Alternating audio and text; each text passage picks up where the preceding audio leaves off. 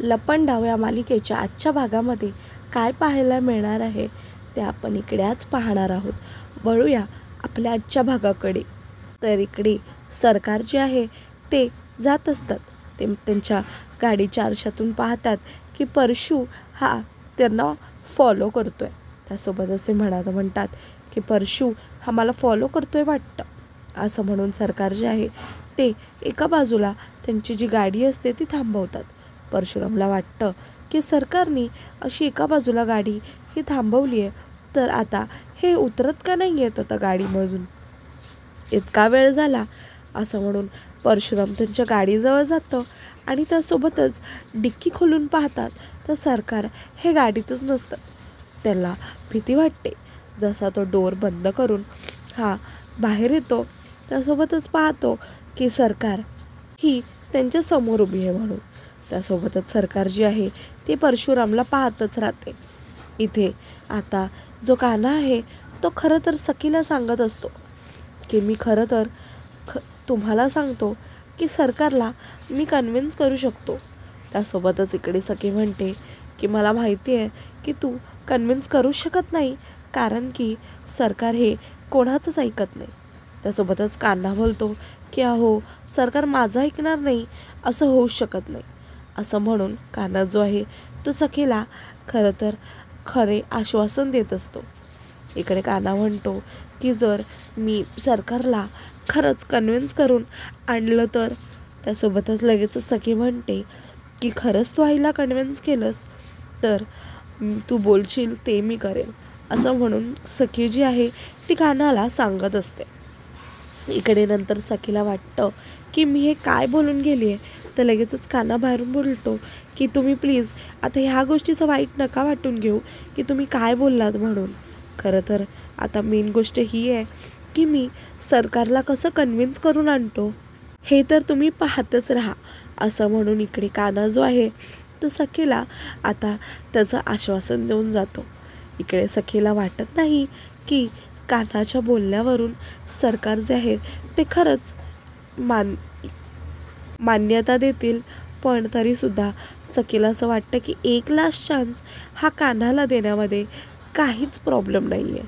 असं म्हणून कान्हा हा तिथून निघून जातो. त्यासोबतच सखी पण आता तो परत कधी येईल या गोष्टीची वाट पाहत असते की खरंच कान्हा जो आहे तो सखीला कन्व्हिन्स करेल का. असं म्हणून इकडे दुसरीकडे जी सरकार असते ती आता परशूला विचारते की मला फॉलो करत होतास का.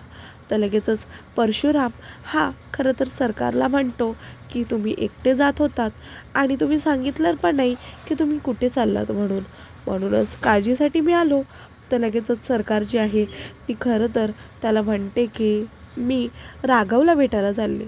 अरे असं काय करतोस, राघव म्हणजे तुझा मोठा दादा राघव, त्याला इकडेच जवळपास राहतो, तो एका खोलीमध्ये राहतो. ते खरं तर अंगावरती गोधडी ठेवून माझी वाट पाहत असतो आणि मग आम्ही भेटलो की मस्तपैकी कॉफी घेतो. असं म्हणून ती परशूला सांगते. परशू हा आता पूर्णपणे घाबरलेला असतो, कारण त्याला असं वाटतं की सरकार हे काहीही बोलत आहेत म्हणून. त्यासोबत पण इकडे आता जो परशुराम आहे तो आता अजिबातच काहीच रिॲक्ट करत नाही, कारण त्याला कळतं की सरकार जे आहे ते खरं तर त्याला इथून जायसाठी हे सगळं म्हणत असतात.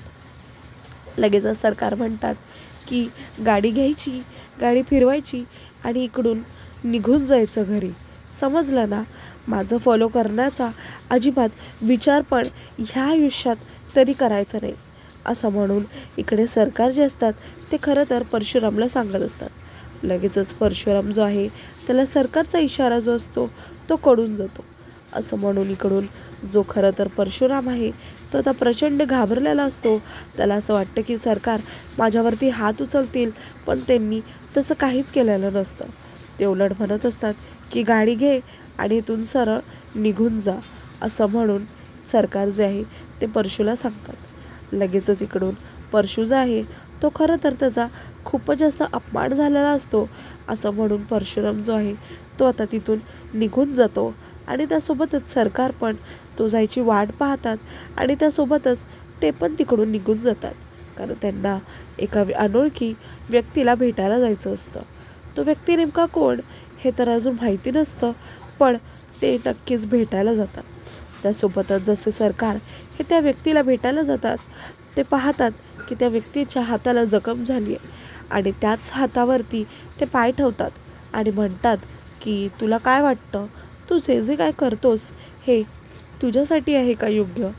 खरं तर हे माझ्यासाठी आहे, कारण की हा जो साखरपुडा आहे तो मी होऊन देणारच, एवढं मात्र तू लक्षात ठेव, असं म्हणून इकडे सरकार त्या अनोळखी व्यक्तीला सांगत असतात.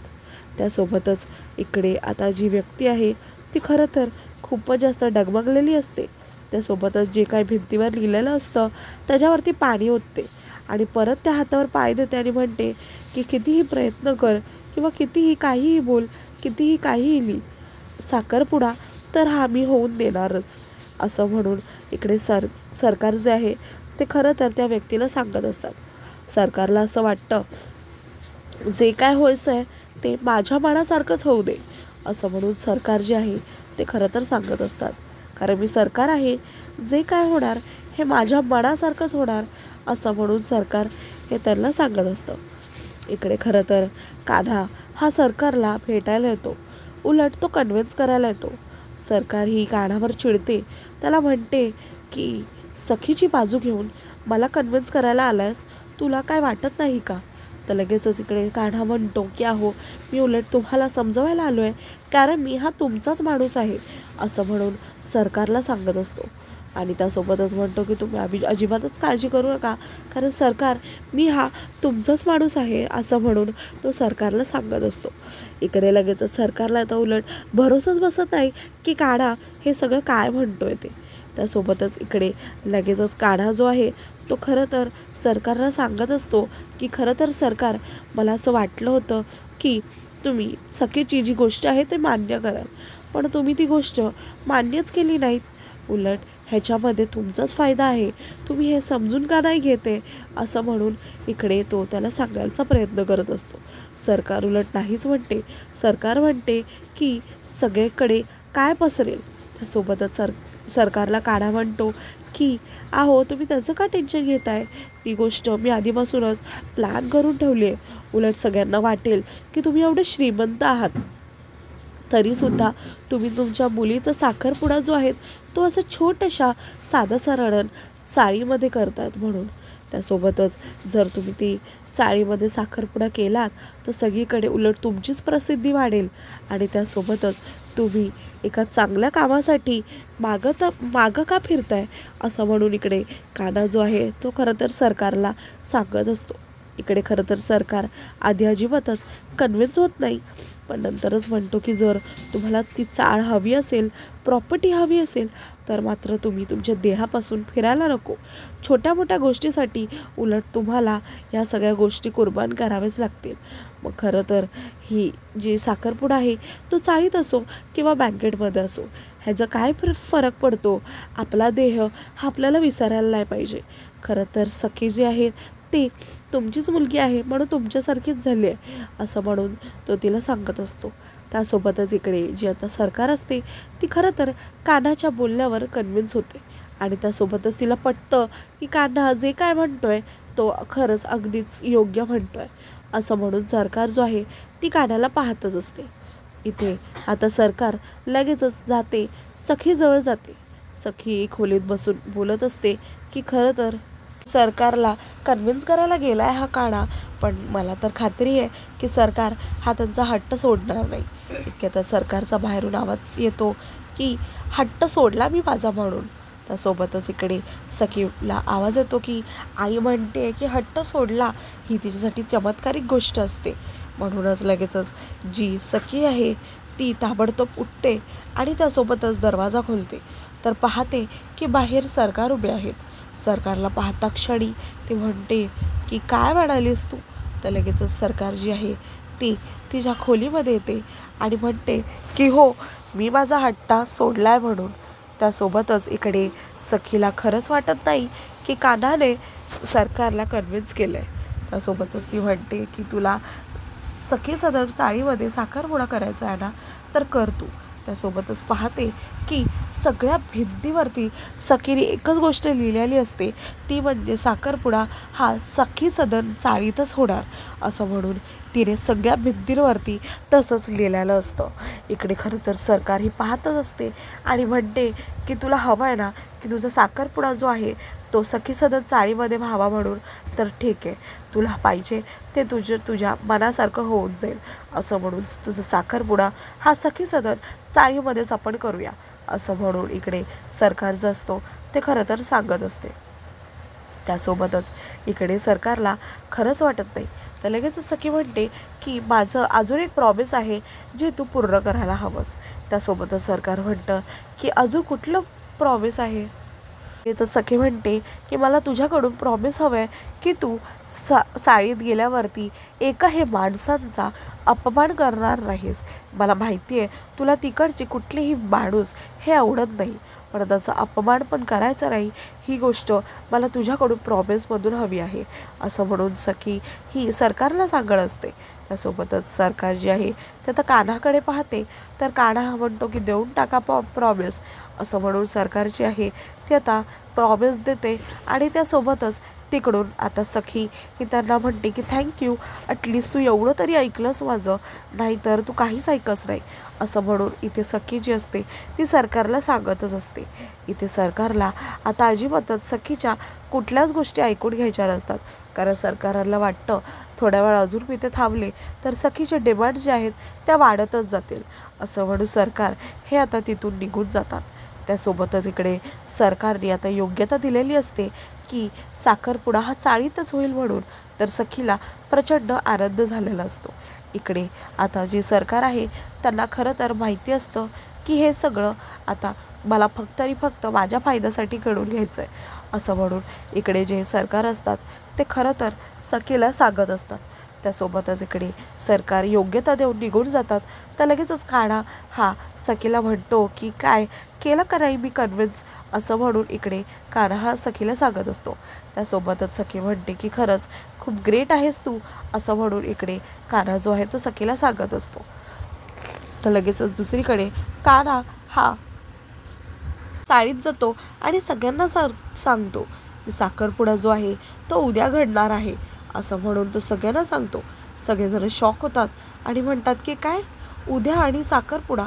तर त्यासोबतच तिकडे असलेली एक बाई असते तिथं म्हणते पण सरकारांना तर आपण आवडत नाही ना, येऊच दे त्यांना, उद्या दाखवतोच आपण की काय करायचं आहे ते.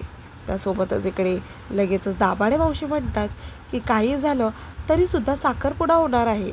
आणि त्यासोबतच त्या मुलीने इतका जीव लावला आपल्यावरती की तिला साखरपुडा पण हा इकडेच करायचा आहे असं म्हणून जी दाभाडे मावशी आहे सगळ्यांना म्हणते की कोणीच काहीच करणार नाही, कारण आपल्या कान्हाचा सुद्धा साखरपुडा आहे आणि त्यांचा साखरपुडा हा आपल्याला चांगल्या प्रकारे हा घडूनच द्यायचा आहे असं म्हणून कान्हाला आता ती पाहत म्हणत असते. त्यासोबतच तो म्हणते की खरं तर जे सरकार आहे आपल्याशी कशाही वागल्या तरीसुद्धा आपण आपले जी पाहुणचार आहे तो सोडायचा नाही, आपण तसाच ठेवायचा असं म्हणून इकडे दाभाडे मावशी हे सगळ्यांना सांगत असतात. त्यासोबतच कान्हा म्हणतो की मला विश्वास आहे की कोणी काहीच करणार नाही म्हणून.